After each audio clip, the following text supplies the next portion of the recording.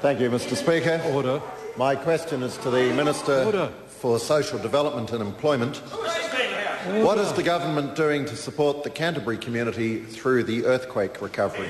The Honourable Paula Bennett. Mr Speaker, today we announced that a special community response round will take place for Canterbury. $7.5 million has been put aside to provide one-off grants. The criteria will be simple. Funding will be granted to groups that are facing additional demand or services as a result of need from people who are affected by the earthquake and are supporting the well-being of Canterbury residents. The applications will open on Monday, and those applications will be responded to as they come in instead of waiting for an end date for applications. Supplementary question. Thank you, Mr Speaker. How is the government ensuring that those who are impacted by the earthquake have access to counselling and trauma support? The Honourable Paula Bennett. Mr Speaker, yesterday we announced $2.5 million for counselling and trauma support. The demand and the intensity of the support needed is only really beginning to emerge for many. It is clear, though, that people are tired, that are feeling very, very frazzled and are feeling the effects of the earthquake and the aftershocks as well that keep coming. So we're making sure that the help is available to them at all levels. So far we've had more than 40 extra counsellors fly into Christchurch, and that is just the beginning of the need. Tim Macindoe. Thank you, Mr Speaker.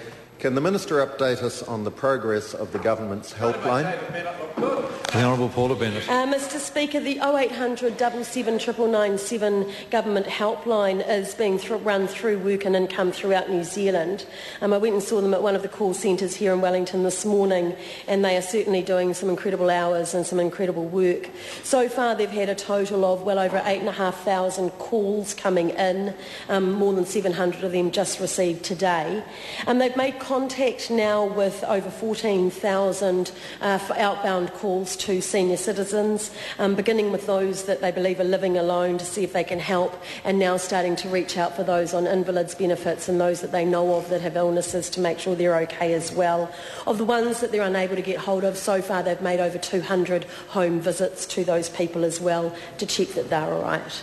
The Honourable Annette King. Supplementary question, Mr Speaker. What provision has been made by Work and Income to assist Cantabrians who work in the casualised workforce, for example, home care providers who've been unable to provide their service because of the earthquake, so therefore are not receiving their usual income or getting the employer top-up, but their outgoings remain the same?